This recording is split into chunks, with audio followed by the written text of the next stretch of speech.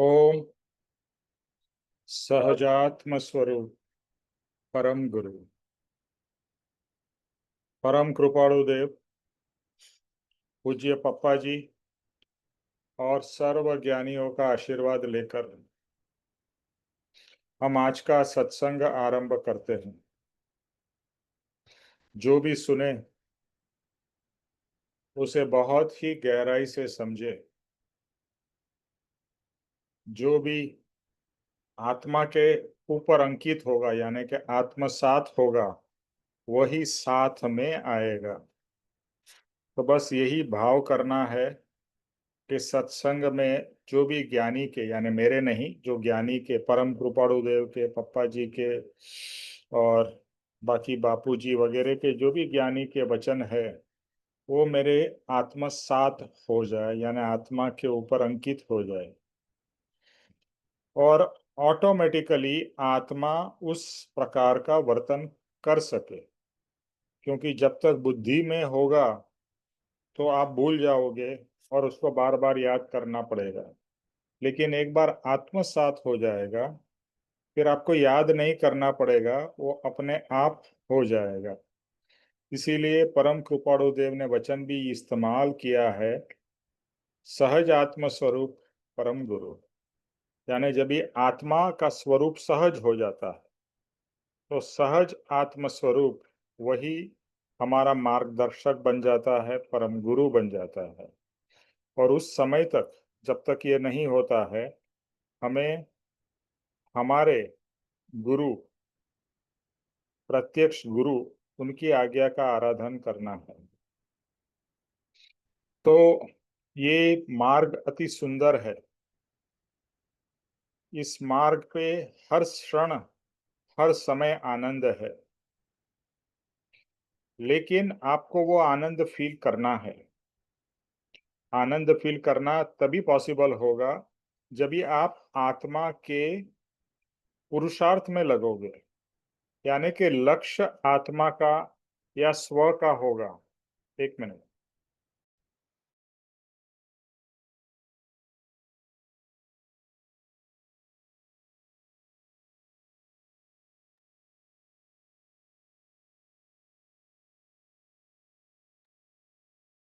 तो आत्मा का लक्ष्य होगा और आत्मा को लक्ष्य में रखकर आत्मा से आराधन होगा।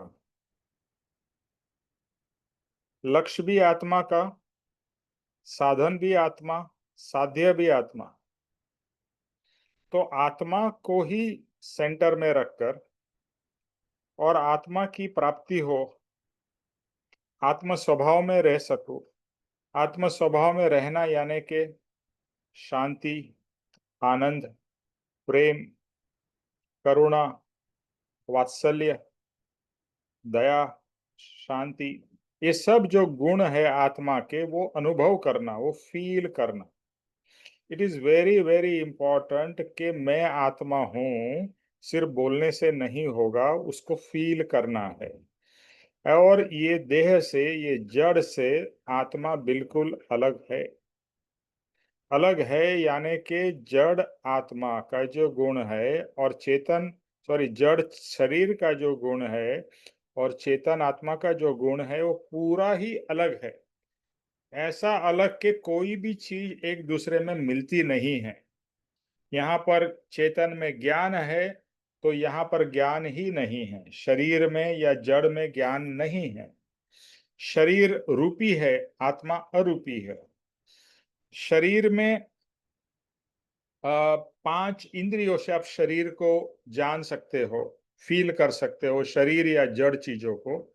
तो आत्मा अति इंद्रिय पदार्थ है। अति इंद्रिय यानी इंद्रियों से वो जाना नहीं जा सकता है। उसको जानने के लिए इंद्रिया उपयोग में नहीं कर सकते हैं। हाँ, सिर्फ इंद्रियों का हम फायदा ये ले सकते हैं कि इंद्रियों से हम उसका उपयोग करके, जैसे अभी हम कान से सुन रहे हैं, आंख से देख रहे हैं, उसका उपयोग करके आत्मा के विचार से या आत्मा का लक्ष्य कर सकते हैं।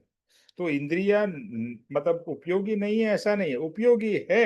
लेकिन इंद्रियों से डायरेक्टली आप आत्मा को नहीं जान सकते।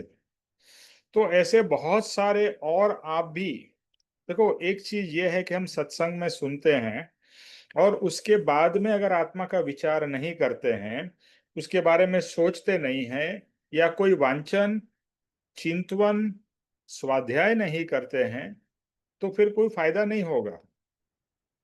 सत्संग वो आपको एक बैटरी को चार्ज करता है, आत्मा की बैटरी को, बट निरंतर उसका भाव तो रखना पड़ेगा ना। अभी आप सिर्फ 1 1.5 घंटा या 2 घंटे के लिए आत्मा की बातें करो और बाकी पूरे 7 दिन सिर्फ संसार संसार संसार में ही घुले मिले रहो और आत्मा को भूल जाओ, तो आत्मा की प्रगति तो नहीं हो सकती है। आत्मा का साक्षात्कार भी बहुत दूर की बात हो जाएगी। तो निरंतर ये आत्मा का जो गुण है, देखो, और जैसे बताया, ये आत्मा का क्या गुण है? आनंद, शांति। So that is, we have to feel it, और हमें वो चाहिए भी ना। आप किसी को भी पूछो तो आपको क्या चाहिए? सुख चाहिए। सुख मतलब क्या? आनंद चाहिए, प्रेम चाहिए, शांति चाहिए, सुकून चाहिए। तो ये तो आत्मा में है ही। Why we desire that. देखो, एक और चीज हमें रियलाइज करनी है कि हम ये सब गुण क्यों डिजायर करते हैं। क्योंकि अंदर से आत्मा ही इनडायरेक्टली आपको बोल रहा है कि मुझे ये सब चीजें चाहिए, लेकिन ये बुद्धि और हमारी मोह और मति कल्पना हमें ये बताती है कि पैसे से सुख मिलेगा, इससे सुख मिलेगा, गाड़ी से मिलेगा, घर से मिलेगा, यानी पर पदार्थ से सुख मिलेगा। ऐसी भ्रांति, जिसका नाम ही है मोह, वो क्रिएट करता है।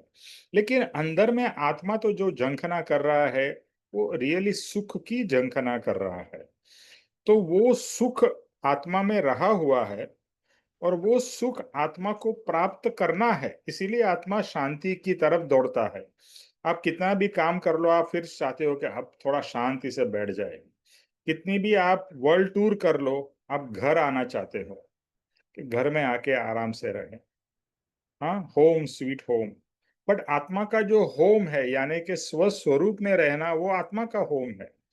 तो वहां आत्मा जाना चाहता है, निज स्वरूप में लीन। परम कृपाणु देव ने एंड में कहा, यानी जब भी उनका एंड समय शरीर छोड़ने का आ गया, तो उन्होंने उनके जो वहां पर बैठे हुए उनके शिष्य और उनके भाई वगैरह, उन्होंने कहा, मैं अभी अपने स्वरूप में लीन हो रहा हूँ, मैं निज स्वरूप में लीन हो रहा हूँ।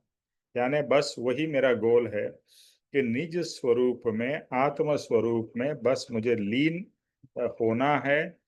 और परम कृपाणु देव ने अपने लाइफ के द्वारा दिखाया कि वो हर समय उसी भाव में रहते थे, और हर स्वरूप उनका निज स्वरूप का ही चिंतवन मनन था, और उसके ध्यान उसका होता था, यानी उसी स्वरूप में रहते थे। तो हमें भी भाव करना है कि आई वॉन्ट टू फील आत्मा। सिर्फ आत्मा बोलना नहीं है, आत्मा को फील करना है, आत्मा के गुणों को फील करना है। ओके। तो वही साक्षात्कार की तरफ आपको लेके जाएगा। सिर्फ शब्द से कुछ नहीं होने वाला, शब्द तो शुरुआत है, बट जो भाव है, जैसे कहा ना, आत्मा क्या है? भावात्मक पदार्थ है। तो जो आप भाव करोगे, वो धीरे धीरे आत्मा में प्रकट हो सकते हैं। आज तक हमने संसार के भाव किए, तो हमें संसार ही मिला। अभी हम निवृत्ति के भाव करेंगे। देखो, अगर सत्संग में आके भी अगर आपको संसार ही प्रिय लगता है, तो सत्संग का कोई आपके ऊपर असर नहीं हो रहा है। यानी आपके अंदर में जो बीमारी है, कौन सी बीमारी? भव रोग की बीमारी, भव भरी भ्रमण की बीमारी। वो आप उसी को आप दवा जो है, यानी कि सत्संग की दवा है, उसका खुराक आप ले नहीं रहे हो।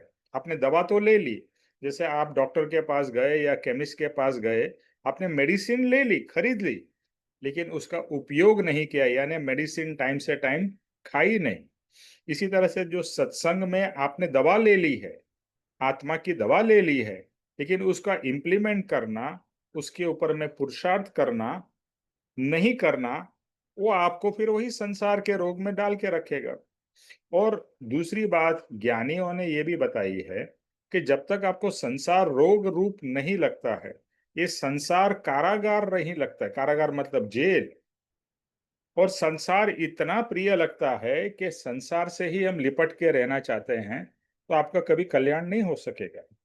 संसार का स्वरूप अभी तो समझ में आना चाहिए कि जैसा परम कृपाणु देव का वचन जो मेरा प्रिय है कि इस संसार में सुख तो क्या, सुख की छाया भी नहीं है, और वहां पर ही मैं सुख की कामना कर रहा हूँ, और इतने भवों से नहीं मिला और अभी भी उसी के पीछे दौड़ रहा हूँ, तो कभी भी नहीं मिलने वाला है, क्योंकि वहां पर सुख नहीं है, संसार में सुख नहीं है। तो ये बात इतनी पक्की हो जाए कि सुख तो मेरे आत्मा में है और मुझे आत्मा से ही मिलेगा, तो अभी मेरे all the effort should be towards आत्मा एंड अवे फ्रॉम संसार, संसार से दूर और आत्मा की तरफ। तो अपने आप से आपको पूछना है कि मेरी मेरी अंदर की कामना क्या है, अंदर की चाहना क्या अभी भी संसार के भोग और संसार के विलास में ही मेरी कामनाएं हैं, या रियल में मुझे शुद्ध आत्मा का स्वरूप जो पवित्र, जैसे कहते हैं ना, गंगा का जो शुरुआत में जो गंगोत्री से निर्मल गंगा जल निकलता है, क्या मुझे वो निर्मल गंगा जल का आनंद लेना है, या जो कलकत्ता में गंगा मैली हो चुकी है वैसी गंगा का देखना भी पसंद नहीं करोगे? आप जाओ कलकत्ता में या इवन बनारस में, तो गंगा का स्वरूप देख के अपने को लगेगा अरे बाप रे बाप, ये गंगा कैसी मैली हो गई है। लेकिन हम राम तेरी गंगा मैली की बात नहीं कर रहे हैं, ये राम मेरी आत्मा मैली हो गई है, मेरा आत्मा मलिन हो गया है, और मुझे वो आत्मा को मलिनता से पवित्र करना है, यानी कि शुद्ध करना है, और वही शुद्ध आत्मा का अनुभव करना है और उसका आनंद लेना है। अच्छा, बेस्ट पार्ट क्या है? It's free. देखो, संसार की हर चीज की कोई कीमत है, ये फ्री है और आपका खुद का है और आपके पास ही है। That is the best part. कहीं जाना भी नहीं है, कुछ करना भी नहीं है, सिर्फ इतना ही करना है कि पर से हट, कृपाणु देव कहते हैं पर थी खस, पर में से हट और स्व में बस, स्व में बस। और हम स्व से पर है और पर में बसे हुए हैं, तो ये हमारी प्रॉब्लम है बस। तो इतना, एक तरीके से बहुत ही सिंपल है। अभी अर्पित जी, आई डोंट नो कितने लोग सुबह का सत्संग सुनते हैं अर्पित जी का, तो जो अभी समय सार का नाटक चालू है, यानी समय सार नाटक ग्रंथ चालू है, उसमें बस यही है कि तू ही आत्मा, तू ही पवित्र आत्मा है, तू ही शुद्ध आत्मा है, और तेरे में ही सुख है। तो और तू सुख का धाम है, सुखानंद है। क्या है? सुख का धाम है, सुखानंद है। You are, you don't need to do anything, तू सब कुछ वही है, तो बस उसको एंजॉय कर। ठीक है, तो चलो अभी हम आगे सत्संग में आगे बढ़ते हैं। ज्योतिष भाई, ये चार गति पेज नंबर, वो जो लास्ट पैराग्राफ है ना उसका बड़ा वाला पैराग्राफ, वो हाँ। पैराग्राफ एक तरुण मोक्ष माला का चैप्टर 18 मिला? हाँ, मिल गया। ओके।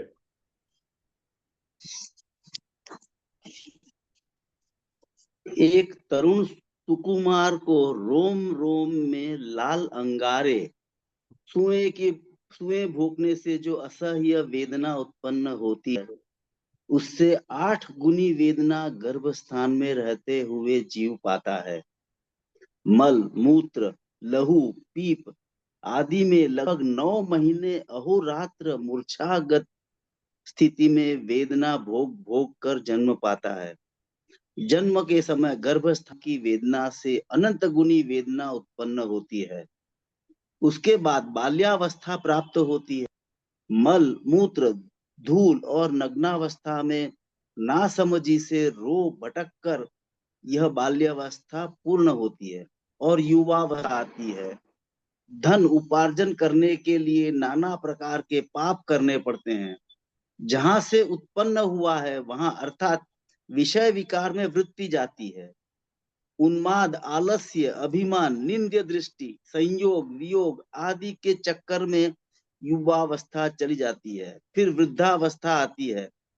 शरीर कांपता है, मुख से लार झरती है, त्वचा पर झुर्री पड़ जाती है, सूंघने, सुनने और देखने की शक्तियां सर्वथा मंद हो जाती हैं।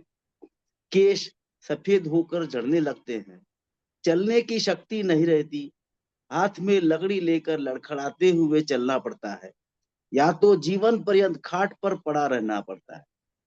श्वास श्वास खांसी इत्यादि रोग आकर घेर लेते हैं और थोड़े काल में काल आकर कवलित कर जाता है।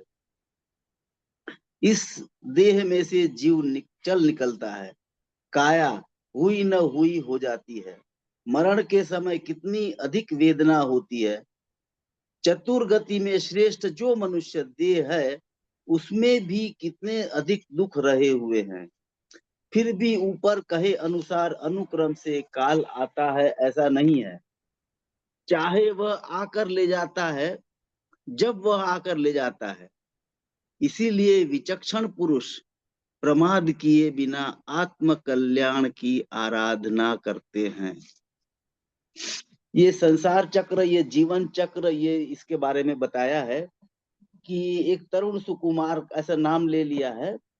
उसके अंग में रोम रोम में लाल अंगारे सुए भोंकने से जो अधिक वेदना होती है, ऐसा जो हम लोग अनुमान कर रहे हैं कि कितनी वेदना होती होगी, उससे कई गुना अधिक या 8 गुना अधिक गर्भ स्थान में जब जीव रहता है, तब वो ऐसी असह्य वेदना होती है। और वो 8 या 9 महीने वो उस मल मूत्र सब में वो पड़ा रहता है। ऐसी स्थिति में मूर्छागत स्थिति में पड़ा रहता है। तो ऐसी मतलब वेदना में वेदना, जन्म के पहले, जन्म के बाद बाल्यावस्था में भी ऐसी ही दो रो टो कर सब दुख रहती है। फिर बाद में युवा अवस्था आती है, उसमें भी मतलब जीवन जीने के लिए कितने पाप करने पड़ते हैं। और उन सब काफी मतलब उसके बाद में वृद्धावस्था आ जाती है, तब भी मतलब जीवन पूरा गर्भ स्थान से बाल्यावस्था, युवावस्था, वृद्धावस्था में दुख दुख ही है।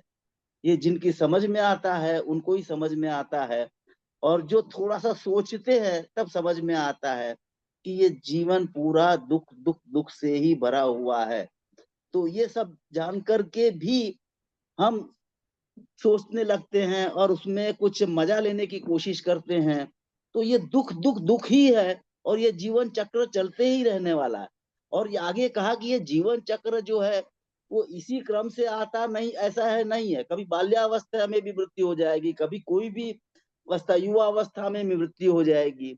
तो जो विचक्षण पुरुष हैं वो ये सब ध्यान में रख करके बहुत शुरू से ही आत्म आराधन करना शुरू कर देते हैं। जनरली हमारे यहाँ ऐसा ही होता है कि जब जन्म होता है, बाल्यावस्था आती है, युवा अवस्था, और उस समय यही सोचते हैं कि जब समय आएगा तब मतलब वृद्धावस्था आएगी, तब कुछ बाकी का कुछ काम नहीं हो सकेगा, तभी हम मतलब धर्म करेंगे, ऐसा जनरली मानना है। लेकिन कई बार हमने देखा है कि इसी क्रम से मृत्यु नहीं होती, कभी युवा अवस्था में कभी भी मृत्यु हो जाती है। तो जो विचक्षण पुरुष है वो सब उसी समय से जब ये जागृत होता है तभी से वो प्रमाद छोड़ करके आत्म कल्याण की आराधना करना शुरू कर देते हैं। तो ये मैंने शॉर्ट में ऐसा समझा है। अब निमेश भाई आप थोड़ा सा विस्तार से थोड़ा सा बताएं।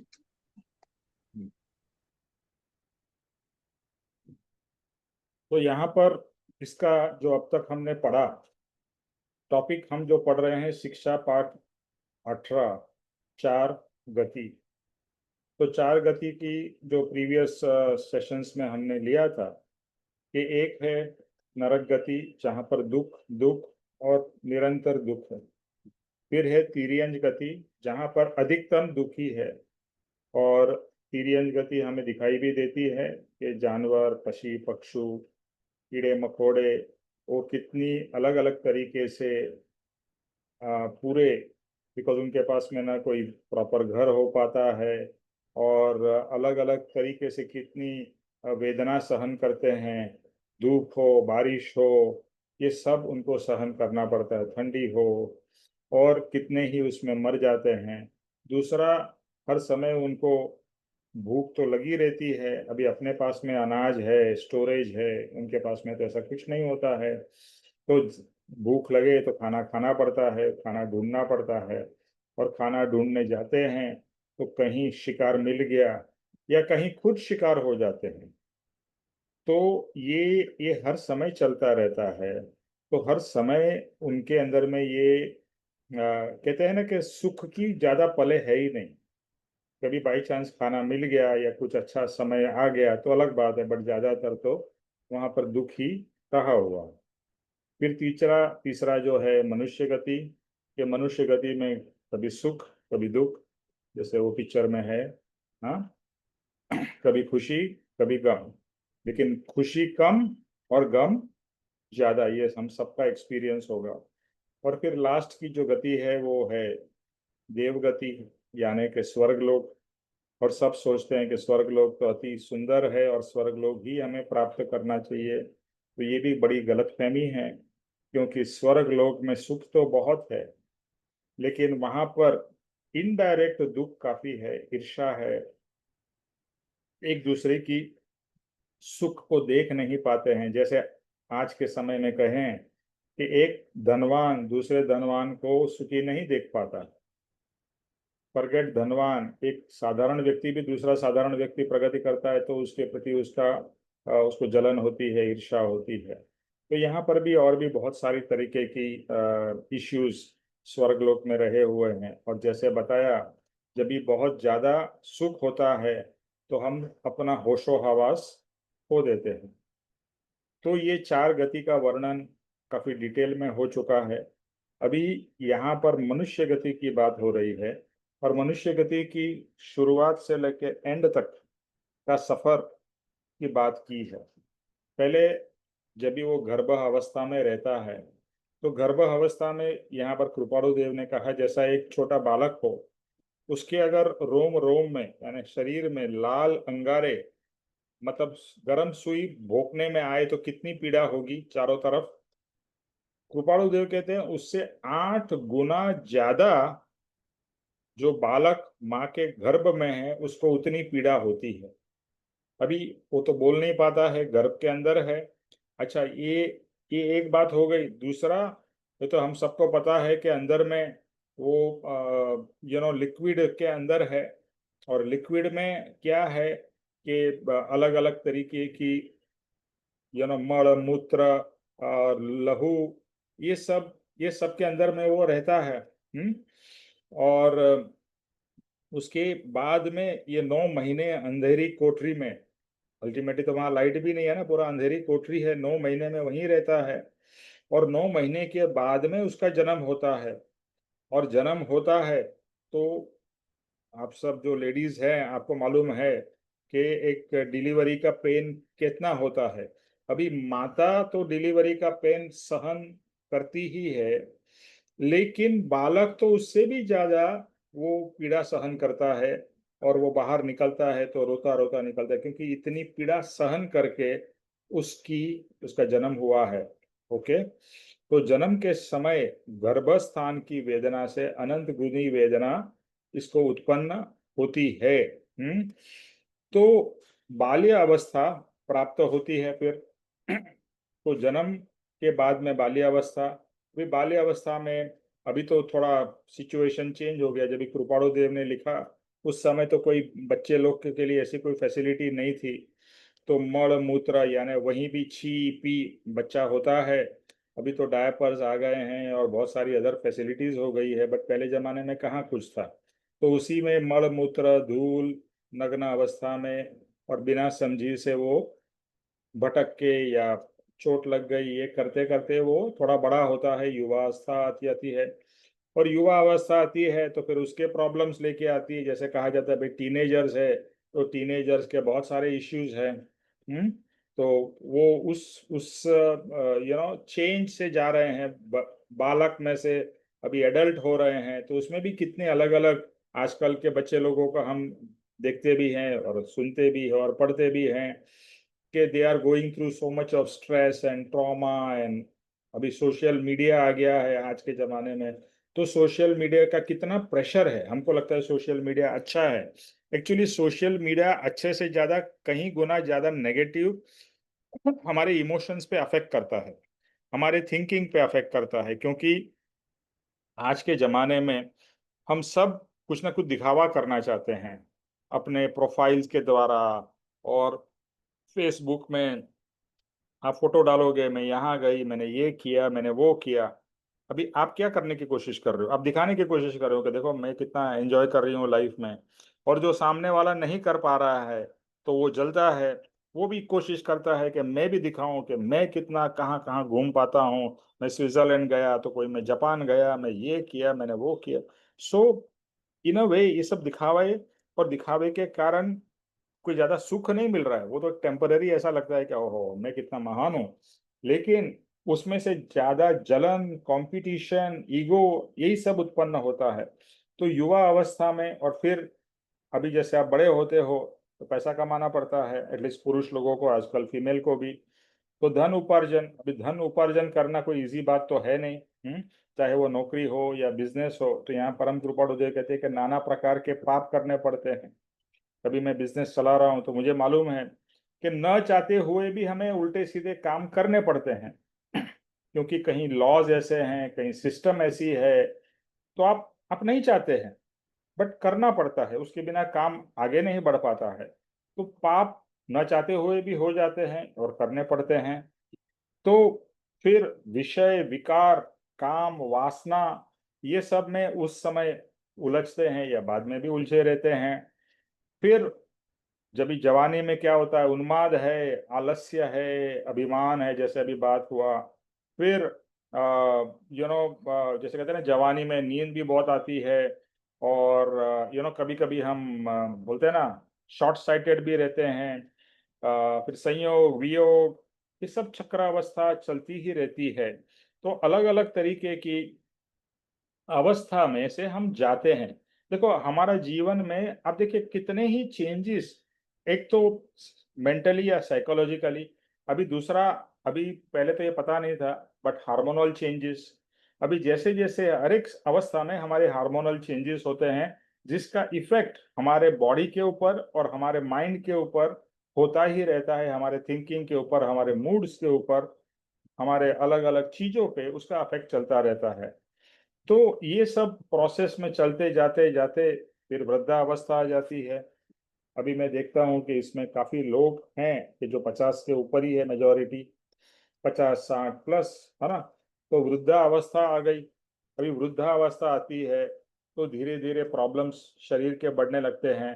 कोई नी का पेन हो रहा है, बैक का पेन हो रहा है, आंख में कम दिखाई दे रहा है, कान में कम सुनाई दे रहा है। फिर बॉडी शेक करता है, फिर मेमोरी लॉस होने लगती है, इंद्रियों की शक्तियां कम होने लगती है। त्वचा पे जो एक देखो आप एक देखिए आजकल बहुत सारी रील्स भी आती है कि जो पहले ब्यूटीफुल हीरोइंस थी, जो मतलब लोग उनके पीछे दीवाने थे, आज वही हीरोइंस कैसी दिखती है। चाहे वो वहीदा रहमान हो, आशा पारेख हो, कोई भी आप ले लीजिए। क्योंकि समय के साथ आप कितना भी कोशिश, अभी आजकल तो बोटॉक्स आ गया है और प्लास्टिक सर्जरी आ गई है, फिर भी अप टू अ पॉइंट ही वो कर पाते हैं, बियॉन्ड अ पॉइंट तो शरीर का बूढ़ा होना वो तो निश्चित है। और इसके कारण भी आप अपने आप से यंग जो दिखना चाहते हो वो दिख नहीं पाते हो, उसका एक अलग दुख है। और प्लस शारीरिक दुख अलग है। तो ये सब चलता ही रहता है। चलने की शक्ति नहीं है, हाथ में लकड़ी, मेरे पेरेंट्स को ही मैं देखता हूँ बिना लकड़ी के वो लोग चल नहीं पाते हैं। आज मेरे फादर अबाउट क्लोज टू 90 है, तो अभी वो घर से ज़्यादा बाहर भी नहीं निकलते हैं क्योंकि गिरने का डर रहता है, चक्कर आते हैं। तो और कुछ के केस में ऐसा हो जाता है वो बेड रिडन हो जाते हैं। बहुत सारे केसेस देखे होंगे मैंने। मेरे ही फादर इन लॉ जो रिसेंटली एक्सपायर हुआ, he was bed ridden for many many months. Bed ridden, तो कितना लाचार आदमी हो जाता है ना, बेड रिडन है, दूसरे के भरोसे पे ही उसको जीना पड़ता है, और कर नहीं पाता है, फ्रस्ट्रेट होता है। बट कुछ क्या करेगा, यानी लाचारी देखिए कैसी है। तो ये अलग अलग प्रकार से फिर श्वास खांसी ये सब चलता ही रहता है। तो ये सब प्रोसेस में फिर एंड में आपका दी एंड हो जाता है, यानी कि शरीर का दी एंड हो जाता है और इस देह में से जीव निकल जाता है।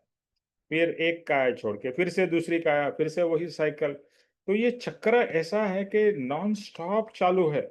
और ये दूसरे के चक्र की बात नहीं है, आपके और मेरी चक्र की ही बात हो रही है।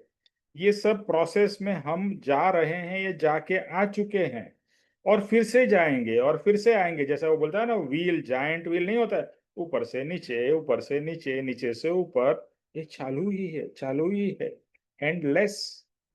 इसीलिए ज्ञानी ने रियलाइज किया कि मुझे ये चक्र में घूमते नहीं रहना है, मुझे इस चक्र में से बाहर निकलना है। इसीलिए ज्ञानियों ने आत्मा को जानने की कोशिश की। ये पूरा परिभ्रमण क्यों होता है उसको समझने की कोशिश की, और यहाँ से मुक्ति कैसे मिलेगी वो सब उन्होंने अपने अनुभव से और दूसरे ज्ञानियों के अनुभव से जानकर उस मार्ग पर निकल के अल्टीमेटली ये जन्म मरण के चक्र में से मुक्त हुए हैं। तो जन्म के समय भी बहुत पीड़ा है, जीवन में भी पीड़ा और दुख है, और मरण के समय तो सबको पता ही है दुख है। इनफैक्ट ऐसा मैं अभी एक सत्संग में गया था किसी वीक, तो कहा गया है कि मृत्यु के समय भी वो क्या होता है ना, वो तो जीव चला जाता है, पर मृत्यु के समय भी बहुत पीड़ा होती है, बहुत दुख होता है जब ये आत्मा शरीर में से निकलता है। तो जन्म, जरा, मृत्यु, परम कृपाणुदेव ने इसको 3 शब्द में डिफाइन कर दिया। जन्म, जरा और मृत्यु, ये तीनों में दुख रहा हुआ है। मात्रा कम ज्यादा हो सकती है, और ये सब होते हुए भी मनुष्य गति सब में श्रेष्ठ है। चारों गतियों में से अगर आपको कोई भी पूछे कि आपको क्या चाहिए, एक संसारिक व्यक्ति क्या बोलेगा? स्वर्ग चाहिए मुझे, है ना। लेकिन एक आत्मार्थी व्यक्ति कहेगा मुझे मनुष्य जन्म ही चाहिए जब तक मेरी मुक्ति नहीं होती है। मतलब मनुष्य जन्म कंटिन्यूअस नहीं चाहिए, मनुष्य जन्म से मुक्ति पॉसिबल है, और मनुष्य जन्म से ही मैं आगे यानी कि मोक्ष तक जा सकता हूँ। न स्वर्ग से जा सकता हूँ, न नरक से, न तिर्यन से। तो यहाँ से ही एग्जिट है। तो जहां से एग्जिट है, इसीलिए मनुष्य गति, और मनुष्य में समझ है, मनुष्य में आप पुरुषार्थ कर सकते हो अगर आप चाहो तो। अगर आप नहीं चाहोगे और संसार में ही डूबे रहना चाहते हो, जैसे बोलते हैं ना भैंस होती है, तो भैंस को क्या अच्छा लगता है? क्या अच्छा लगता है भैंस को? कोई बताएगा? भैंस को क्या अच्छा लगता है?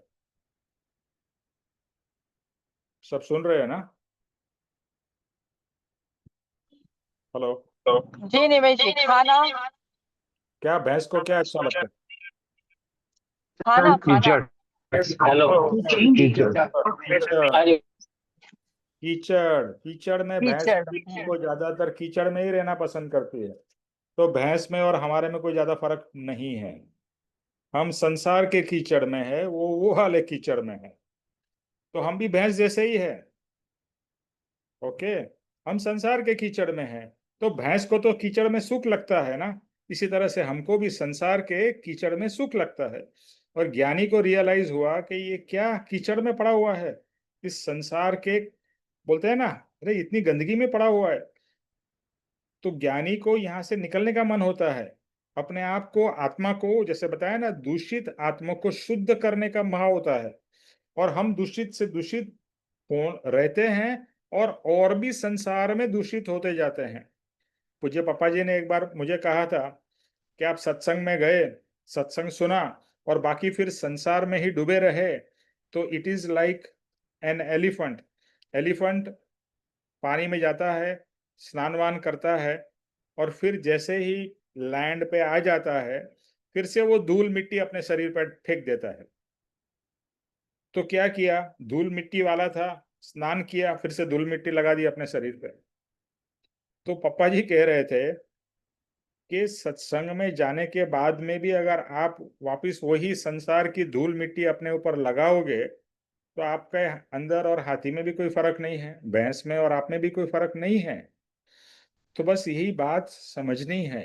और इसीलिए परम कृपाणुदेव क्या कहते हैं कि इतना ये मनुष्य गति यूजफुल है, फिर भी इसमें इतना सारा दुख है। चारों गति में से बेस्ट गति बताई मनुष्य गति, लेकिन ये बेस्ट मनुष्य गति में भी इतना सारा दुख है। बाकी की तो बात ही अलग है।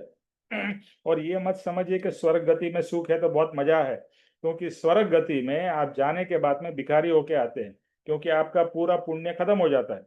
और वहां पर भी देखो, आपको रोज रोज खाने में मिष्ठान मिले, तो रोज आपको बेस्ट से बेस्ट खाना मिले 5 स्टार का, क्या लगता है आप एंजॉय करोगे? एक दिन एंजॉय करोगे, 2 दिन एंजॉय करोगे, 3 दिन, फिर बाद में तो आप ऊब जाओगे ना यार, बहुत हो गया यार इतना, अभी मुझे अभी सादा खाना खाना है, खिचड़ी खानी है। होता है ना, when you have too much of all that. समझो शादी में कभी डेस्टिनेशन वेडिंग में गए, सुबह शाम heavy heavy heavy, and you feel अरे बहुत हो गया। तो ये स्वर्ग का भी वैसा ही है। आई मीन हाउ मच मतलब अल्टीमेटली तो बाह्य सुख है ना, तो बाह्य सुख को बियॉन्ड अ पॉइंट आप एब्जॉर्ब भी नहीं कर पाते हो, उसको एंजॉय भी नहीं कर पाते हो। दिखने में तो सुख है। अभी आपके पास में एक गाड़ी है, अभी अंबानी के पास में समझो 50 गाड़ी होगी, क्या उसको 50 गुना सुख है? नहीं, व्हाट, नथिंग। सिर्फ है, ठीक है, एक एक ईगो वो है, मेरे पास में रॉल्स रॉयस है और BMW है, beyond that it is not. तो यानी कि स्वर्ग का सुख एक मूर्ख और एक घोर संसारी ही स्वर्ग का सुख इच्छेगा। देखो, यहाँ पर जब भी मृत्यु होती है तभी क्या कहा जाता है? स्वर्गवासी, हमारे स्वर्गवासी पिता, यानी कि बहुत बड़ी अचीवमेंट कर ली, ऐसा लिखा जाता है। स्वर्ग प्राप्त करना अचीवमेंट नहीं है। ठीक है, अगर आप बहुत पुण्य करोगे तो आपको स्वर्ग मिलेगा, लेकिन स्वर्ग से वापिस पुण्य खर्च हो जाएगा। और पप्पा जी ने काफी बार कहा है कि जो रास्ते पे जो आपको भिखारी दिखते हैं ना, वो स्वर्ग से आए हुए हैं। क्यों? क्योंकि स्वर्ग में सब सुख खर्च हो गया। कर्म, जो अच्छे कर्म थे सब वहां पर खर्च कर दिए, बचे कुछ अच्छे कर्म नहीं, थोड़े बहुत ही बचे, तो मनुष्य गति मिली, लेकिन दुख वाला मनुष्य गति मिली। तो कैन यू इमेजिन, भिखारी स्वर्ग से आया है, तो क्या ऐसा सुख चाहिए हमको स्वर्ग वाला के जो आके अल्टीमेटली हमको भिखारी बनाएगा? कि मोक्ष का सुख चाहिए, आत्मा का सुख चाहिए। इसके लिए एंड में कहते हैं कि ये सब होते हुए भी विचक्षण पुरुष यानी कि ज्ञानी पुरुष प्रमाद किए बिना, द लास्ट लाइन, प्रमाद किए बिना आत्म कल्याण की आराधना करते हैं। प्रमाद किए बिना किसकी आराधना करते हैं? आत्म कल्याण। प्रमाद का क्या मतलब है? आलस। अभी सत्संग होता है, लेकिन काफी बार अरे यार आज रहने देते हैं, छोड़ देते हैं, आज मूड नहीं है, आज ये है, तो प्रमाद है। क्योंकि जब तक आपको आत्मा की रुचि नहीं होगी, तो आत्मा के ऊपर आप क्या करोगे? आपको पिक्चर में रुचि है तो आप 3 घंटा बैठे रहोगे, कभी कभी 4 घंटे भी, कभी कभी बैक टू बैक आप सीरियल्स देखते रहोगे, रील्स देखते रहोगे, क्योंकि उसमें अच्छा लगता है। तो आत्मा में रुचि आ जाएगी। आत्मार्थी का गुण क्या है मालूम है? जिसको आत्मा में रुचि आती है। तो आत्मा में रुचि, जब भी आत्मा को समझोगे तो रुचि आएगी ही, और सही पुरुषार्थ होगा, और आत्मा का थोड़ा सा भी एक फीलिंग तो आएगी। देखो, आप सही मार्ग पे, सच्चे ज्ञानी पुरुष परम कृपाणुदेव पप्पा जी वगैरह के मार्ग पे चल रहे हो, तो आपको अंदर से तो अच्छा अवश्य लगेगा ही, भले आंशिक लगे लेकिन अच्छा लगेगा। और ये रियलाइजेशन होगा कि बस मुझे यही करना है, मुझे यही प्राप्त करना है। अगर ये अंदर से आपकी आवाज आ रही है कि मुझे यही प्राप्त करना है, तो फिर पुरुषार्थ क्या करना है? पैसे कमाने का पुरुषार्थ कि आत्म कल्याण का पुरुषार्थ? हाँ, पैसा जरूरी है, बट अगर आपके पास में आपको लगता है कि इनफ है, इनफ मतलब बहुत भोग विलास की बात नहीं कर रहे हैं कि भाई चलो है, इनफ है, मेरे बाकी के जीवन के साल निकल जाएंगे। परम कृपाणुदेव कहते हैं, वो भी एक यंग एज में उन्होंने लिखा है कि अगर आपके पास में लगता है कि रेस्ट ऑफ द लाइफ के लिए पैसा इनफ है, तो और पैसे के पीछे या उसके जॉब या बिजनेस करने की भी आपको जरूरत नहीं है। आप उतना ज्यादा समय आत्म कल्याण में लगाओ। और ज्ञानी पुरुष, जो भी संत महात्मा ऋषि मुनि क्या करते थे? जंगल में जाके क्यों रहते थे? क्योंकि यहाँ पर संसार में रहोगे, एक तो संसार के विचार आएंगे, देखो जैसी जगह वैसे विचार आएंगे। इसके लिए आश्रम की क्यों बात होती है? क्योंकि आश्रम में जाओगे तो आत्मा के विचार आएंगे, आत्मा के भाव आएंगे, सत्संगियों से मिलोगे, संसार में रहोगे तो संसार के विचार आओगे, किससे मिलोगे? संसारियों से मिलोगे। संसारी क्या बात करेंगे? संसार की ही बात करेंगे, तो आप उसी संसार के चक्र में घूमते रहोगे। इसके लिए संसार के उसमें से छूटना है। देखो, वापिस कृपाणु देव ने जो कहा कि संसार क्या है? रोग है। संसार रोग, जब तक ये फील करोगे तो आप ट्रीटमेंट लोगे। अगर आपको मालूम पड़े कि आपको कैंसर है तो आप ट्रीटमेंट लोगे। तो ये कैंसर से भी ज्यादा भयानक बीमारी है भव परिभ्रमण की, कि जो एक बार कैंसर तो एक बार मृत्यु लाती है, ये बार बार मृत्यु लाती रहती है। ओके, तो बस यही है। ये संसार की जो चार गतियां हैं, यानी सॉरी, इस चार गतियां जो बताई गई है, जिसमें से हम कंटिन्यूअस ये चार में से निरंतर इन एंड आउट करते जा रहे हैं। अभी इसमें से हमें क्या करना है? एग्जिट लेना है। अगर आपको लेना है और आपके भाव है तो कुछ करोगे, बाकी तो हाँ, बोलता है ना वो, शोले पिक्चर में था ना, चक्की पीसिंग एंड पीसिंग एंड पीसिंग, इसी तरह से हम संसार में पीसिंग एंड पीसिंग एंड पीसिंग। Okay, let's go to the next. संसार की चार उपमाएं। किसके पास में किताब है जो पढ़ सकता है? हर्ष जी।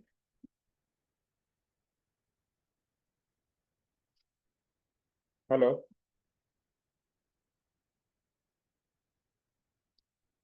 रामदास। सर एक फोन आ गया था, सॉरी सर। अच्छा मैं ट्रैवलिंग कर रहा हूँ, मैं अभी तो घर पे अच्छा, पहुंचा नहीं मैं। कोई बात नहीं। Harsh ji, next paragraph, sorry next chapter है अभी अपना हाँ जी, वो 19 वाला ना। 19 वाला। हाँ। शिक्षा पाठ 19, संसार की चार उपमाएं, भाग 1।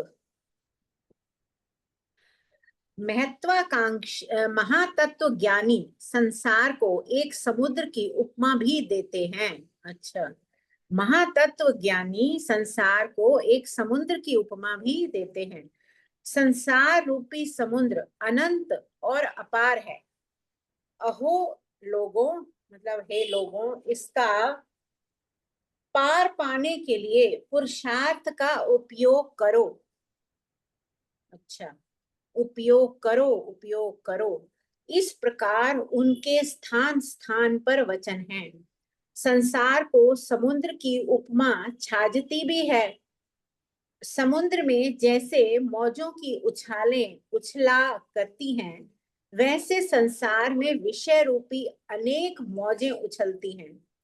समुद्र का जल जैसे ऊपर से सपाट दिखाई देता है, वैसे संसार भी सरल दिखाई देता है।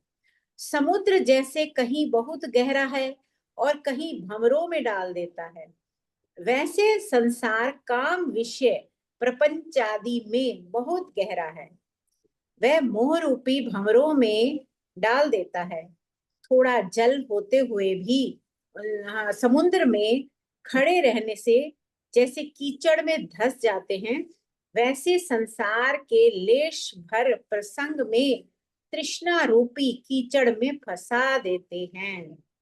सर यही तक पढ़ना है या पूरा पढ़ना है? बस ये पैराग्राफ पूरा पढ़ लीजिए। अच्छा। समुद्र जैसे नाना प्रकार की चट्टानों और तूफानों से नाव या जहाज को हानि पहुंचाता है, वैसे स्त्रियों रूपी चट्टानों और काम रूपी तूफानों से संसार आत्मा को हानि पहुंचाता है। समुद्र जैसे अगाध जल से शीतल दिखाई देने पर भी उसमें वडवानल नाम की अग्नि का वास है, वैसे संसार में माया रूपी अग्नि जला ही करती है। समुद्र जैसे चौमासे में अधिक जल पाकर गहरा हो जाता है, वैसे पाप रूपी जल पाकर संसार गहरा हो जाता है, अर्थात जड़ जमाता जाता है, जड़ जमाता जाता है। बस बिल्कुल ठीक है सर। कि भाई इसकी उपमा, संसार की उपमा उन्होंने समुद्र से दी है, कि जिस तरह से सारी विशेषताएं मतलब बताई हैं, कि जो जो समुद्र की विशेषताएं हैं, यही हम संसार में विशेषताएं हैं। महातत्व ज्ञानी यानी बहुत ही पहुंचे हुए ज्ञानी, जिनको बहुत समझ है, संसार को एक समुद्र की उपमा भी देते हैं। संसार रूपी समुद्र अनंत और अपार है। मतलब जैसे समुद्र अपार अनंत होता है, जिसका कोई जैसे कि समुद्र उसे कहते हैं जिसका आर पार किनारे न दिखाई दें।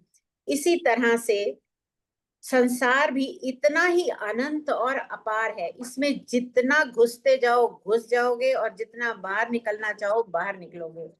अहो लोगो, हे लोगो, तुम समझो, इसका पार पाने के लिए पुरुषार्थ का उपयोग करो।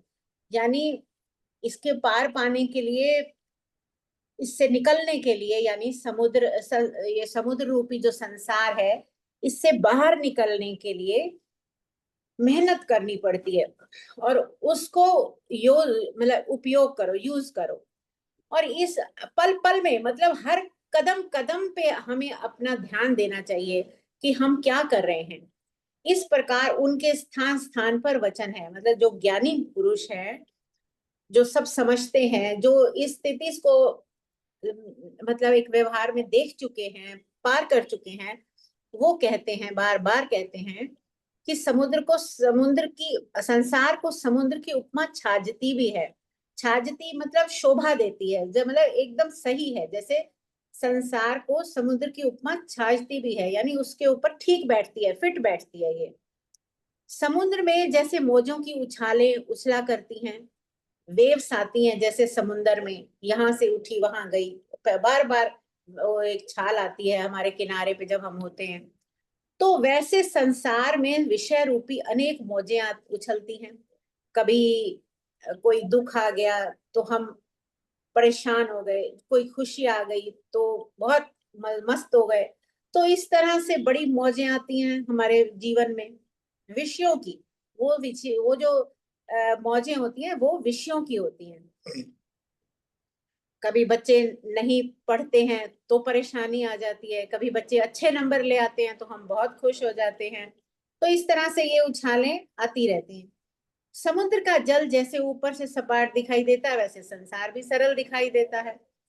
जिस तरह से ऊपर से सतह जो होती है वो तो बड़ी शांत दिखती है, तो इसी तरह संसार में हम लोग हैं, तो हम बाहर से तो हम यही दिखाते हैं हम बहुत खुश हैं, लेकिन हमें पता है कि अंदर हमारे क्या चल रहा है। तो इस तरह से हमारी उपमा जो है वो संसार से दी गई है, समुद्र से दी गई है। समुद्र जैसे बहुत गहरा है, कहीं पे कहीं भंवरों में डाल देता है, वैसे ही संसार काम विषयों प्रपंच आदि में बहुत गहरा है। संसार में अगर हमें भगवान बस वास्ता ना दे, नहीं तो बहुत विषय वासना प्रपंच कदम कदम पर, मतलब छल पड़ा पड़ा है यहाँ पर। वह मोह रूपी भंवरों में डाल देता है, और मोह में भी आ जाते हैं हम।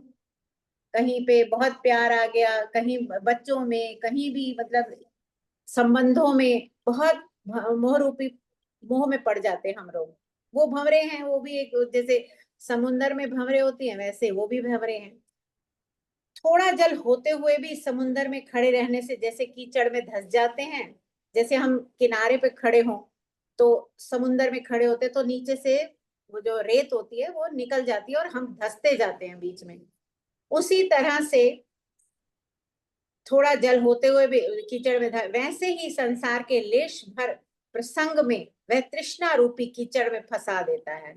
मतलब जहां भी हमें तृष्णा लालच मोह आ गया, और वहीं हम उसमें धंस जाते हैं। चाहे बाद में हम रोते रहें कि हमने क्या किया, लेकिन उस टाइम हम ऐसे फंसते हैं, लेकिन निकलना मुश्किल हो जाता है उस टाइम।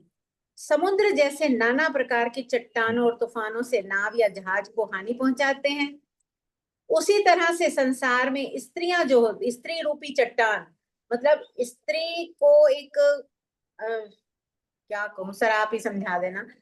वो एक मनुष्य जो है वो उसके विषय वासनाओं में फंस जाता है। काम रूपी तूफानों से संसार आत्मा को हानि पहुंचाता है। ये जो काम रूप है ये एक तूफान है एक किस्म का, और ये हमारी आत्मा को हानि पहुंचा देते हैं, उस तरह से जैसे समुद्र में चट्टानें हानि पहुंचा देती हैं। तो ये एक स्त्री रूपी चट्टान है, काम रूपी। समुद्र जैसे अगाध जल से शीतल दिखाई देने पर भी उसमें वडवानर नाम की अग्नि का वास है। वडवानर नहीं समझ में आया, आप समझाना। वैसे संसार में माया रूपी अग्नि जला ही करती है। मतलब संसार में माया तो है ही, कहीं भी हम अपनी जो संसार की माया है उसमें फंस जाते हैं और उसकी अग्नि हमें कभी कभी जलाती है। समुद्र जैसे चौमासे में अधिक जल पाकर गहरा हो जाता है, वैसे पाप रूपी जल पाकर संसार गहरा हो जाता है, जड़ जमाता है। मतलब जिस तरह से पानी, ये चौमासे का जल, ज्यादा जल आ जाए तो समुंदर भर जाते हैं, नदियां नाले सब भर जाते हैं। उसी तरह पाप जो होता है, हम जब संसार में रहते हैं कदम कदम पर हमसे पाप भी होता है और उसमें हम फंस जाते हैं, गहरे हो जाते हैं।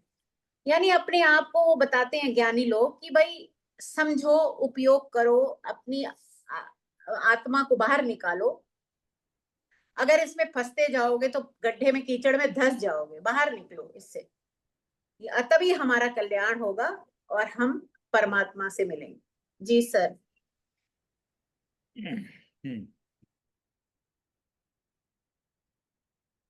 ओके। संसार। संसारम। संसार संसार संसार। तो संसार की सॉरी, संसार की 4 उपमाएं हैं। उसमें से अभी हम पहली उपमा देख रहे हैं। तो पहली उपमा जो है वो कंपैरिजन है संसार का समुद्र से। अभी आई थिंक मेजॉरिटी, मेरे को ऐसा कोई ख्याल नहीं आता कि ऐसे कोई ज्ञानी नहीं होंगे जिन्होंने संसार की कंपैरिजन समुद्र से न की हो। इसके लिए यही कहा जाता है कि भव पार जाना है, समुद्र पार जाना है, समुद्र के पार जाना है, इस भव के पार जाना है। हाँ, तो इस संसार में डूबना नहीं है, क्योंकि समुद्र में जैसे हम डूब सकते हैं वैसे संसार में भी डूब जाते हैं। तो क्या कहते हैं इसको, पार। संसार आपके कर्म में लिखा है तो आपको संसार में तो रहना पड़ेगा। अगर आप समुद्र के बीच में हो तो आप ये नहीं कह सकते हो कि मुझे समुद्र में नहीं रहना है। हाँ, अभी आपके पास में चॉइस है कि आपको समुद्र को पार करना है या समुद्र में डूबना है। तो संसार की उपमा समुद्र से की गई है। और दूसरा भी, हम संसार के ऊपर में क्यों इतना वो कर रहे हैं, क्योंकि उसी से तो हमको मुक्त होना है। हमको मुक्त किससे होना है? संसार से। हाँ, संसार के पार मोक्ष है। तो इसीलिए तो संसार को समझना जरूरी है। संसार के अंदर में जो चीजें होती है उसको समझना जरूरी है। इसके लिए ज्ञानियों ने 4 उपमा दी है, कंपैरिजन दी है संसार को समझाने के लिए। तो पहली उपमा है समुद्र। तो अभी देखते हैं परम कृपाणु देव क्या कहते हैं। तो महातत्व ज्ञानी, यानी कि महा ज्ञानी भी नहीं, महातत्व ज्ञानी, उन्होंने विचार किया, क्योंकि एक साधारण मानुष को संसार के बारे में या संसार की प्रॉब्लम्स को समझाने के लिए मैं कैसे समझाऊं। देखो, एक बच्चे को कुछ समझाना होता है ना, तो हम कुछ ना कुछ, देखो बेटा उसके जैसा, इसके जैसा, ऐसा ऐसा ऐसा हम बोलते हैं ना। तो हम भी बालक है, तो ज्ञानी हमको एज अ पिता रूप या माता रूप हमको समझा रहे हैं, बेटा समाज, संसार कैसा है, समुद्र जैसा है। अभी आप सोचिए, अगर आप समुद्र के अंदर हो तो आपका क्या भाव होगा। जैसे कि इमेजिन कि आपको बाई चांस समुद्र के अंदर, जैसे बोला ना वो टाइटैनिक हो गया, समुद्र में आ गया, जितने लोग समुद्र में आ गए उनका एक ही भाव होगा ना। क्या भाव होगा? कि किसी भी तरह से हम किनारे पहुंच जाए। और जो शिप में भी जाते हैं, अल्टीमेटली तो गोल यही होता है ना कि दूसरे किनारे हम पहुंच जाए। तो समुद्र की उपमा संसार से दी है समझाने के लिए कि तुम समझो, तुम्हें संसार के पार जाना है, संसार में डूबना नहीं है। ये ज्ञानी बताने की कोशिश कर रहे हैं, इतना सिंप्लीफाई करने की कोशिश कर रहे हैं कि जिससे हम समझे संसार कितना डेंजरस है। संसार अगर रोग है, संसार समुद्र है, तो समझो क्या है, अनंत और अपार है। समुद्र कैसा है? अनंत एंड अपार। यानी आप एक समुद्र के एक किनारे खड़े रहो तो कितने दूर तक, अभी आपको इस सबको तो हमको सब पता ही है कि इस पृथ्वी में जितनी जमीन है उससे कहीं गुना ज्यादा समुद्र है, पानी है।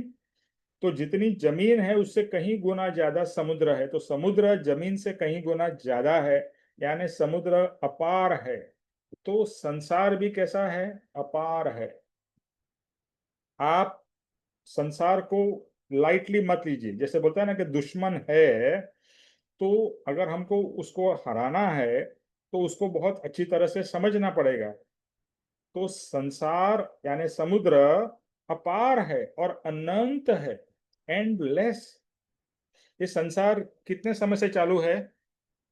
ये संसार कितने समय से चालू है? मैं आपकी संसार की बात नहीं कर रहा हूं, संसार पर से अनंत काल से चालू है। और आपका संसार बदलता रहता है, लेकिन आपका संसार एंड नहीं हो रहा है। इस भव में मेरा ये संसार है कि मेरी ये आरती पत्नी है और ध्रुव बेटा है और मेरा ये जॉब है, ये बिजनेस है, ये मेरा संसार है। बट ये संसार जब भी मृत्यु होती है तो ये संसार एंड होके क्या चालू होता है? अनदर संसार। जैसे एक सीरियल आती है ना, एक एपिसोड खत्म हुआ फिर नेक्स्ट एपिसोड, नेक्स्ट खत्म हुआ फिर थर्ड, फिर फोर्थ। इसी तरह से ये हमारा संसार भले बदलता जाता है लेकिन संसार एंड नहीं होता है। तो इसके लिए अनंत और अपार है। और इसको पार करने के लिए पुरुषार्थ का उपयोग करो। पुरुषार्थ, देखो समुद्र को अगर पार करना है, इट्स नॉट इजी। अगर बहुत सारे जो अच्छे अच्छे स्विमर्स भी समुद्र को पार नहीं कर पाते हैं, तो इजी नहीं है। लेकिन अगर आप पुरुषार्थ करोगे, और हमारे लिए सपोर्ट में क्या है कि ज्ञानी पुरुष की नाव है। ज्ञानी पुरुष की नाव है जिसके सहारे हम संसार को, समुद्र को पार कर सकते हैं। मैं सिर्फ स्विमिंग नहीं करनी है, नाव है, ज्ञानी ने हमको नाव दी है, ज्ञानी रूपी नाव है, उसका सहारा है। तो लेकिन अगर हम ज्ञानी का हाथ छोड़ देंगे तो डूबेंगे, यानी नाव को छोड़ देंगे तो डूबोगे। लेकिन नाव में रहोगे और ज्ञानी जैसे डायरेक्शन देते हैं वैसे आप चलते जाओगे, तो आप दूसरे सिरे पर, यानी कि दूसरे सतह पर पहुंच जाओगे। दूसरे किनारे पर पहुंच जाओगे। इसके लिए परम कृपालुदेव ने उपयोग करो 2 बार लिखा, यानी पुरुषार्थ बहुत इंपॉर्टेंट है। अच्छा, दूसरा एक चीज ये रियलाइज होगा, मुझे तो हो रहा है, कि पुरुषार्थ में आनंद है। देखो, पुरुषार्थ में अगर समझ नहीं है तो परिश्रम है, और पुरुषार्थ में अगर आप सही तरीके से कर रहे हो तो पुरुषार्थ में क्या है? आनंद है। अभी जो व्यक्ति कभी भी एक्सरसाइज नहीं करता है, उसको शुरुआत में एक्सरसाइज बहुत कठिन लगेगी, अरे बाप रे बाप कितना शरीर दुख रहा है। लेकिन जो रेगुलरली एक्सरसाइज करता है उसको मजा आता है ना? बॉडी अच्छी हो जाती है, फ्रेशनेस आती है, लाइट हो जाते हैं, etcetera etcetera. So they look forward to exercise. तो इसी तरह से आप जो चीज एंजॉय करने लगोगे, एक तो उसका रिजल्ट मिलेगा, नंबर 1, जैसे एक्सरसाइज का रिजल्ट मिलता है, ऐसे ही अगर आप पुरुषार्थ सही तरीके से करोगे तो रिजल्ट मिलेगा। रिजल्ट मिलेगा तो मजा भी आएगा, एंजॉयमेंट आएगा, यू विल लुक फॉरवर्ड, है ना? सत्संग आपको सामने से याद आएगा, अरे कभी सत्संग होगा, कभी होगा, व्हेन इज माय नेक्स्ट सत्संग। रिमाइंड करने पर अगर आप आते हो तो थोड़ा वो है। हाँ, तो सत्संग का अगर रियली चाहना और कामना है कि मुझे किसी भी तरह सत्संग तो छोड़ना ही नहीं है, अरे बाबा वो तो मेरे लिए बोलते हैं ना लाइफ लाइन है, हाउ कैन आई लिव? तो उपयोग करो, उपयोग करो। किस तरह से अलग अलग प्रकार पे वचन है। फिर संसार को समुद्र की उपमा तो सबने बता दिया है। अभी संसार में क्या होती है? समुद्र में मौजें आती है, राइट? Ups and downs. हमारे जीवन में भी अप्स एंड डाउन्स आता ही है। कभी ऊपर, कभी भी जीवन ऐसा तो नहीं है कि भाई एकदम स्टेडी है। कोई भी समय ऐसा होता ही नहीं है कि कुछ भी नहीं हो रहा है, एकदम शांति सुख है ही नहीं। क्योंकि संसार का स्वरूप ही ऐसा है। समुद्र में कभी देखा कि समुद्र में लहर ही ना हो? तो वो समुद्र ही नहीं रहेगा।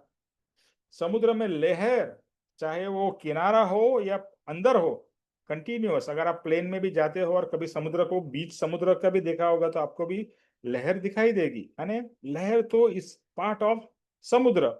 इसी तरह से ऊंच नीच, यानी कि कभी अच्छा कभी बुरा, ये तो नियम है संसार का। तो आप ये नहीं कहो अरे यार यार खराब टाइम क्यों आ गया, खराब टाइम नहीं आना चाहिए। बुरा कर्म क्यों उदय में आया, नहीं आना चाहिए।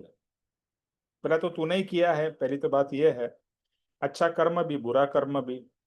तो किसी का भी जीवन हो, चाहे वो धनवान हो या गरीब हो, चाहे वो तंदुरुस्त हो या पीड़ित हो, everybody has their ups and downs, ups and down, you will all agree.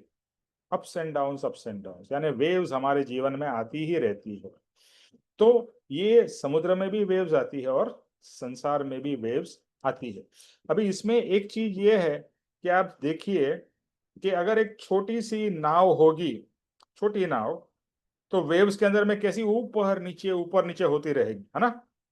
लेकिन एक बड़ी स्टीमर होगी, बड़ा जहाज होगा, तो वो एकदम स्टडी जा रहा है, वेव्स उसमें भी आ रही है लेकिन उसको कुछ अफेक्ट नहीं हो रहा है। तो ये है ज्ञानी। और हम है ऊपर नीचे वेव्स के साथ में हो रहे हैं, क्योंकि हमारी जो नाव है यानी कि हमारा आत्मा है वो बहुत वीक है। इसके लिए सत्संग, स्वाध्याय, पुरुषार्थ, चिंतन, मनन, वांचन, भक्ति, अर्चना, ये जो आप कह लो, ये आत्मा को स्ट्रांग बनाना है। जैसे बॉडी को स्ट्रांग बनाना है जिम में जाके, आपको आत्मा को बनाना है। और बेस्ट पार्ट क्या है, इसमें कोई उम्र का लिहाज ही नहीं है। आप बहुत बूढ़े हो जाओ तो बोले अभी मैं जिम में क्या जा सकता हूँ, मेरी पॉसिबिलिटी ही नहीं है। लेकिन आत्मा में ये कोई इश्यू नहीं है, उसकी कोई एज ही नहीं है आत्मा की। तो आत्मा की जिम यानी आत्मा का पुरुषार्थ आप कभी भी कर सकते हो। Very good no.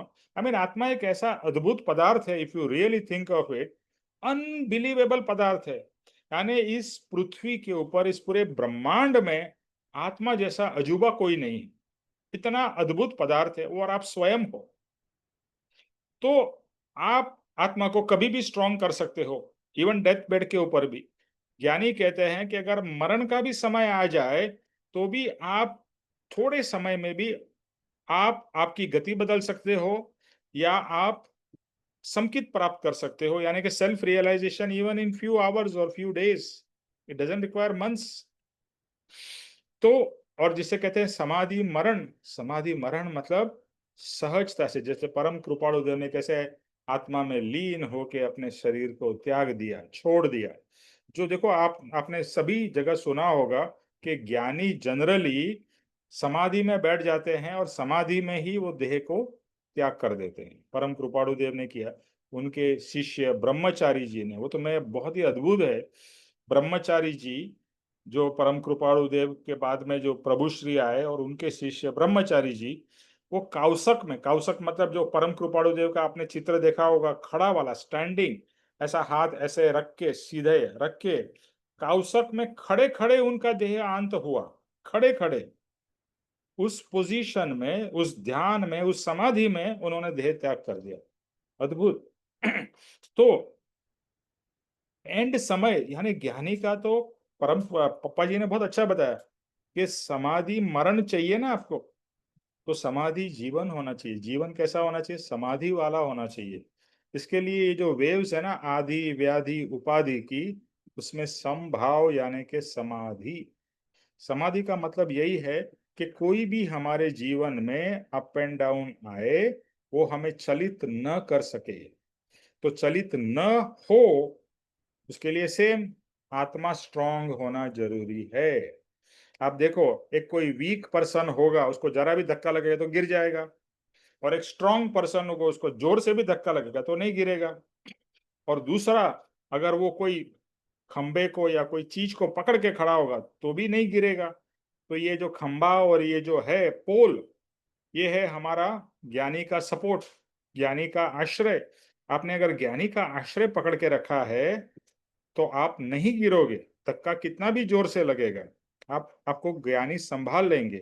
लेकिन ज्ञानी के ऊपर श्रद्धा, उनके प्रति प्रेम, श्रद्धा और अर्पणता यानी भक्ति इज रिक्वायर्ड। तो वो अपने आप, देखो आप जब इस शरण में चले जाओगे ना, तो ज्ञानी ही सब कुछ कर लेंगे। यानी पुरुषार्थ आपको करना, याद रखना, ज्ञानी सब कुछ करेंगे, यानी कि पुरुषार्थ आपको करना है। बट ऐसा कहा जाता है कि आप एक कदम आगे आओगे ज्ञानी 100 कदम आ जाएंगे। यानी 1% आपका तो 100% ज्ञानी का ऐड हो जाएगा, उसमें 101% हो जाएगा। इतना पावर है, इतना योग बल है। हम कहते हैं ना योग बल, परम कृपाणु देव का, पप्पा जी का या ज्ञानी पुरुष का। तो योग बल मतलब अपने को बहुत ही पावर देता है। तो इस संसार समुद्र में बाहर निकलने के लिए या इवन वहां पर डूबने से बचने के लिए भी ज्ञानी के वचन और ज्ञानी का सपोर्ट इज मस्ट। हर समय ज्ञानी के वचन हमारे दिमाग में घूमते रहने चाहिए। तो मैं आत्मा हूँ, मैं शांत स्वरूप आत्मा हूँ, मैं शुद्ध चैतन्य मैं आत्मा हूँ, मैं सुख स्वरूप हूँ, मैं आनंद स्वरूप हूँ, ये संसार मेरा नहीं है, ये स्त्री पुत्र आदि मेरे नहीं है। ये सब जो वचन है ये ज्ञानी के वचन है, अनुभव के वचन है। क्योंकि आप कितने भी स्त्री पुत्र को अपने अपने करने की कोशिश करो, आइदर वो पहले चले जाएंगे या आप पहले चले जाओगे। कोई भी अपने परिवार को साथ में लेके जा सका है? नहीं। न अपना धन को लेके जा सका है, न कोई भी चीज नहीं ले जा सकता है। ये मृत्यु की बहुत ही अच्छी बात है। मृत्यु एक पटक के पूरा सफा चक कर देती है, कुछ नहीं मिलेगा, खाली हाथ जाना है। तो छोड़ दो ये मोह, छोड़ दो मोह मतलब परिवार को छोड़ने की बात नहीं हो रही है। परिवार के अंदर में जो मोह है जो आगे आएगा, वो मोह को छोड़ना इजी नहीं है। लेकिन ज्ञानी के वचनों का आधार होगा तो मोह से आप मुक्त हो सकोगे। प्रेम कम नहीं होगा, याद रखना, प्रेम बढ़ेगा। हमें लगता है कि मोह मतलब मेरा जो अटैचमेंट कम हो गया तो मेरा प्रेम कम होगा। नहीं, अटैचमेंट कम होगा, प्रेम बढ़ेगा। अभी उल्टा है, अटैचमेंट ज्यादा है, प्रेम कम है। याद रखिए, हमारा अटैचमेंट ज्यादा है बट प्रेम कम है। उल्टा करना है, अटैचमेंट कम करना है तो प्रेम अपने आप बढ़ेगा। क्योंकि आत्मा का स्वरूप ही प्रेम है। फिर आप प्रेम ही आपके अंदर से प्रकट होगा, और सिर्फ अपने लिए नहीं, अपने बच्चों के लिए नहीं, सर्व जगत के लिए प्रेम प्रकट होगा। ज्ञानी को कभी भी ये भेदभाव नहीं रहता है कि मेरे बच्चे का ही कल्याण हो, जगत का कल्याण हो, जगत कल्याण। हम्म। तो समुद्र जैसे बहुत गहरा है और कभी भंवरों में डाल देता है ना, भंवर आती है, हाँ, स्टॉर्म्स आते हैं। अभी अभी देखो बारिश सब तरह हो रही है। क्यों हो रही है? कि भैया तूफान आया है समुद्र में। तो जो तूफान आते रहते हैं, अपने जीवन में भी बड़े बड़े घटनाएं बनती है। तो संसार में भी क्या होता है, काम विषय फिर पंच इंद्रियों के भोग, प्रपंच, ये सब में हमारे भंवर आते रहते हैं। तो इसमें से हमको सावधान रहना है, क्योंकि वासना का अटैक कभी भी आ सकता है। हाँ, कभी भी हमें मोह का अटैक आ सकता है, कभी भी हमें विषय का अटैक आ सकता है, प्रपंच में हमको कहीं फंसा देगा। तो ये मोह रूपी भवंडरों से बचना है। अभी आज ही सुबह के या कल के सत्संग में अर्पित जी ने कहा कि हमारा दुश्मन पता है कौन है? मोह। हमारा दुश्मन मोह है, या हमारी जो तकलीफ है वो मोह है। क्योंकि मोह से परे हमारा शुद्ध स्वरूप है। यानी मोह रूपी पर्दा है जो हमारे आत्मा को प्रकट नहीं होने दे रहा है। यानी एक पर्दा है, अभी मोह का पर्दा है। अभी मोह का पर्दा निकल गया तो आपका आत्मा तो है ही, सिर्फ पर्दा निकालना है। तो ये कैसा है? मोह रूपी पर्दा है। तो मोह रूपी पर्दे से मुक्त होना है। यानी जब आपको रियलाइज हो कि मोह मेरा दुश्मन है, वो मेरा साथी नहीं है। मोह मेरा दुश्मन है। और अटैचमेंट, मोह का दूसरा नाम है अटैचमेंट, स्वार्थ, पजेसिवनेस, दिस इज ऑल मोह के निशानी। तो ये मेरा दोस्त नहीं, दुश्मन है। इसमें से मुझे छूटना है। तो मोह से छूटने के भाव करना है। तो इसके लिए ज्ञानी ने, परम कृपाणु देव ने और बापू जी ने और मम्मी जी का ये प्रिय वचन था। क्या वचन था? निरागी ने राग करवाती निरागी थवाय। मतलब निरागी, निरागी पुरुष को आप प्रेम करो, निर्मोही को आप प्रेम करो, तो आप कैसे हो जाओगे निर्मोही? क्या आपको मोह निकालना पड़ा? नहीं, आप निर्मोही से प्रेम में पड़ गए, निरागी से प्रेम में पड़ गए तो आप भी निरागी हो गए। जिसके प्रेम में हम पड़ते हैं उसके जैसे हो जाते हैं। निरागी ने प्रेम करवाती निरागी थवाए। सिंपल है। मोह को छोड़ने का, मोह को निकालने का झंझट मत करो। बस ज्ञानी के प्रति प्रेम, श्रद्धा, अर्पणता, मतलब भक्ति चारों तरफ निरंतर, भक्ति भाव में बस। परम कृपाणु देव पप्पा जी या जो भी आपको लगे, बस वही मेरे गुरु, वही मेरे परमात्मा। प्रेम, निरंतर प्रेम, निरंतर प्रेम। जैसे मीरा का, राधा का प्रेम कृष्ण के प्रति मय हो जाना, मय, तो आप ऑटोमेटिकली निर्मोही हो जाओगे, निरागी हो जाओगे। हाँ, तो ये मोह रूपी झंझट से निकलने का, ये भंवर से छूटने का ये बेस्ट से बेस्ट तरीका है। फिर कहते हैं कि जैसे छोटा भी पानी होता है जो किनारे पे, तो हमें लगता है कि सेफ है, बट वो सेफ नहीं है, क्योंकि धीरे धीरे आप अंदर चले जाते हो, खींचते जाते हो अंदर, बिकॉज ये जो रेत है वो अंदर से सरकती जाती है, जैसे वेव्स आती है जाती है। तो ये मत सोचना अरे ये तो इजीली मैं इसको कॉन्कर कर लूंगा। बहुत से लोग मर जाते हैं, आपको, आपने काफी बार न्यूज़पेपर में पढ़ा होगा कि समुद्र के अंदर गए और डूब के मर गए। क्यों मर गए? एक तो वो ज्यादा ओवर स्मार्ट सोचे कि उनको लगा कि मैं तो कहीं मुझे कुछ प्रॉब्लम नहीं होगा, नंबर वन। बट दूसरा सबसे बड़ा इश्यू ये है कि उन्होंने अंडर एस्टिमेट किया समुद्र को। उन्होंने सोचा अरे इतना ही पानी है मैं नहीं डूबूंगा, लेकिन इतने पानी में तुम कभी फंस जाओगे और करीब कभी बड़ी वेव तुमको ले जाएगी, यू हैव नो क्लू।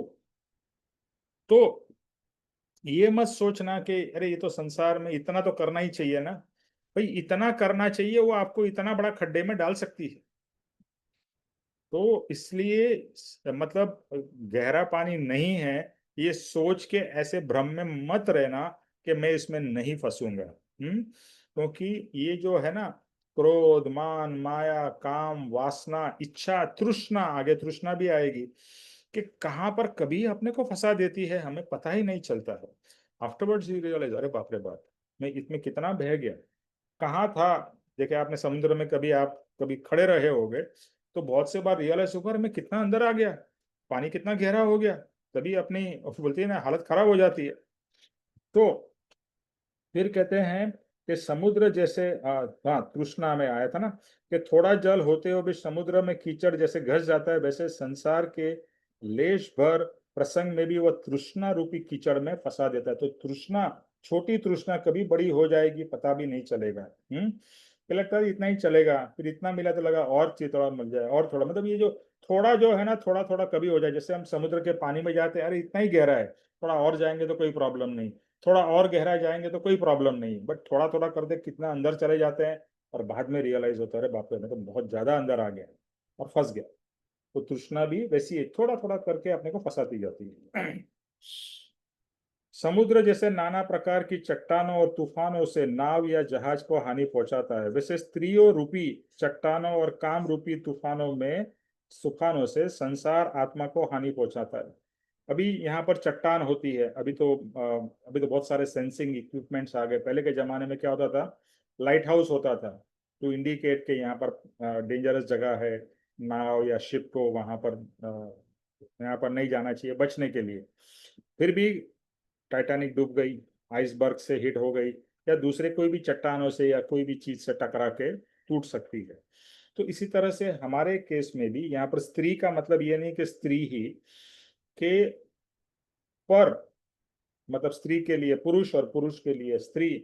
कभी आपने विश्वामित्री का भी सुना है, जो मैं कौन सी अप्सरा के जाल में फंस गए, विश्वामित्र ही था ना, जो अप्सरा का समाधि में बैठे हुए थे, और फिर भी अप्सरा के डांस में, कौन सी अप्सरा थी विश्वामित्र के उसमें?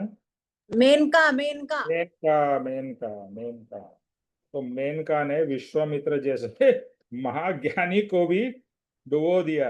हाँ, तो ये चट्टान, मतलब ऐसा कहा जाता था टाइटैनिक द अनसिंकेबल, टाइटैनिक का टाइटल था अनसिंकेबल। तो डोंट थिंक कि विश्वामित्र को अगर ये फंसा सकती है मेनका, तो हमको भी कोई भी मेनका या ऐसी कोई चीज या ऐसी कोई पर्व, व्यक्ति हमें फंसा सकती है। तो भ्रम बिल्कुल मत रखना। इसके लिए ज्ञानी कहता है हमेशा सचेत रहना, जागृत रहना। कभी भी फंस सकते हैं, ऐसे समुद्र में कभी भी फंस सकते हैं। You have to be on lookout, watch out. आपका माइक म्यूट कर दीजिए। तो हाँ, तो इस तरह से ये वासना है, ये जो हमारी पांच इंद्रियों के भोग, वासना का सिर्फ मतलब स्त्री पुरुष का ही नहीं, वासना का मतलब है तीव्र इच्छा। तीव्र इच्छा यानी कि भोग भुगतने की तीव्र इच्छा। तीव्र इच्छा मतलब देखो, आपने देखा होगा कि कुछ लोग मतलब हर एक चीज में एक्सट्रीम भोग की कामना करते हैं। और भोग ऐसी चीज है ना, जैसे मैं बताता हूँ, ड्रिंक्स की बात बताता हूँ। अभी आप दिन में समझो आप 1 या 2 ड्रिंक पी के आपको अच्छा लगता था, हाई हो जाते थे। तो धीरे धीरे क्या होगा, अगर 2 की आदत पड़ जाएगी तो लगेगा यार अभी 2 में उतना मजा नहीं आ रहा है, एक और ऐड करता हूँ, 3। 3 होनी चाहिए। तो पता नहीं चलता है कब पीते पीते हम बड़े क्वांटिटी में चले जाते हैं। ठीक है। हम्म हम्म ओके। अरे 1 मिनट, 7 बजने को आ गया। ओके, चलो इसको हम पूरा करते हैं। तो समुद्र सर ये सत्संग भी एक नशा है, ये भी बढ़ता जा रहा है। अच्छा नशा है। होता है ना कि अमृत का नशा अच्छा है और विस्की का नशा खराब है। तो समुद्र जैसे अगाध जल से शीतल दिखाई देने पर भी वड़वा नल, वड़वा नल यानी कि जो एक्चुअली क्या होता है ना, जैसे पानी में भी आपने कभी सुना होगा तो उसमें भी ज्वाला फटती है, अर्थक्वेक्स होते हैं, मालूम है ना, सुनामी आती है, या वहां पर भी वॉल्केनोस फटते हैं। तो ऐसे सिचुएशन में भी ये जो अग्नि है, वो वैसे ही संसार में जो माया है जो हमें फंसाती है, वो हमको जला के भस्म कर देती है। बड़े बड़े को माया जलाकर भस्म कर देती है। तो और फिर चौमासा यानी कि बारिश में बहुत तूफान आता है, और बारिश में समुद्र का पानी भी बढ़ जाता है और गहरा हो जाता है। तो इसी तरह से परम कृपालु देव कंपेयर कर रहे हैं कि ये पाप रूपी जो संसार है वो आपका गहरा गहरा होता जाता है। अर्थात मतलब हम सिर्फ इसमें समझना इतना ही है कि संसार और समुद्र और इसके ऊपर सोचना, हाँ, सिर्फ इतना हमने आज पढ़ लिया, और उसको बाद में आप संसार को भी भूल जाओ। संसार को आप भूलोगे नहीं, लेकिन संसार के डेंजर को भूल जाओगे और संसार में डूब जाओगे। यानी आज से लेके अगर नेक्स्ट वीक तक, सत्संग तक, आप सिर्फ संसार और संसार भाव में ही रहोगे, उससे अच्छा ये है कि संसार को देखो, आपके जीवन में जो हो रहा है उसको ऑब्जर्व करो, और समुद्र से कैसे कंपेयर होता है उसके ऊपर में नोट्स बनाइए। बड़े बड़े ज्ञानी अपने अपने विचार लिखते थे, नोट्स लिखते थे। तो रियल पुरुषार्थ यही है कि चीज को सोचना है, सिर्फ सुनना नहीं है। इसको सोचना है, इसको अंदर में से इंटरनलाइज करना है। व्हाट डज इट मीन, मैं कहाँ फंसता हूँ, मैं कहाँ फंस सकता हूँ, मुझे क्या सावचेती रखनी है, ध्यान रखना है, और ज्ञानी का सहारा मुझे क्यों हर समय हर क्षण लगेगा ही लगता है। और ज्ञानी का एक बार सहारा मिल जाता है ना, यानी जो नाव मिल जाती है ना, आप सोचिए आप डूब रहे हो और एक छोटी सी नाव भी आपको मिल जाए, आपको हाश क्या लगेगा, ओ एक लाइफ बोट मुझे मिल गई। अभी मैं पहले जो मरने ही वाला था, अभी मैं बचने का तो मुझे चांस काफी है। ठीक है, तो बस यहाँ पर हम पूरा करते हैं। 7 बज गए हैं, मुझे रियलाइज ही नहीं हुआ समुद्र में हम इतने डूब गए कि टाइम भी चला गया। चलो जय स्वरूप करते हैं। कौन करेगा? मैं लेता हूँ। लीजिए।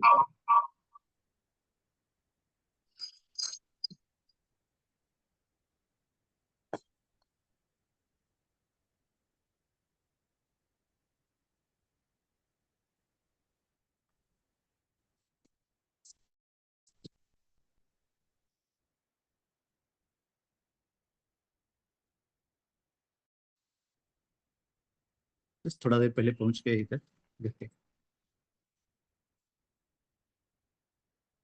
सुनाई दे रहा है? Yes continue. सुनाई दे रहा है? यस माने या just few minutes back reach home. Okay. जय स्वरूप समझा बिना पाम्यो दुख अनंत, समझाव्यू ते पद नमु श्री सद्गुरु भगवंत। नमस्कार। परम पुरुष प्रभु सद्गुरु परम ज्ञान सुखधाम, जेने आयु भान निज तेने सदा प्रणाम। नमस्कार। देह छता जेनी दशा वर्ते देहातीत, ते ज्ञानीना चरणमा हो वंदन अगणित। नमस्कार। जन्म जरा मरणादि सर्व दुखों का अत्यंत क्षय करने वाला वितराग पुरुष का मूल मार्ग आप श्रीमान ने अनंत कृपा करके मुझे दिया। उस अनंत उपकार का प्रत्युपकार करने में मैं सर्वथा असमर्थ हूँ। फिर आप श्रीमान कुछ भी लेने में सर्वथा निष्प्रुह है, जिससे मैं मन वचन काया की एकाग्रता से आपके चरणार विंद में नमस्कार करता हूँ। आपकी परम भक्ति और वितराग पुरुष के मूल धर्म की उपासना मेरे हृदय में भव पर्यंत अखंड जागृत रहे, इतना मांगता हूँ, वह सफल हो। ओम शांति शांति। जय श्री सतगुरु। त्रिलोक के नाथ की जय हो। जय हो। परम कृपाणु देव की जय हो। जय जय हो। हो। जय हो। सद्गुरु देव की जय हो। जय जय हो। हो। जय हो। आज के आत्मा के आनंद की जय हो। जय हो। जय हो। और जय हो। सर्व मुमुक्षुओं के परमार्थ पुरुषार्थ और संसार समुद्र पार करने के उपयोग की विजय हो। विजय हो। विजय विजय हो। विजय। विजय हो। सबका कल्याण हो, सबका आत्म कल्याण हो। कल्याण। कल्याण हो। जय सतगुरु। जय श्री जय सद्गुरुदेवानंद। सतगुरुदेव।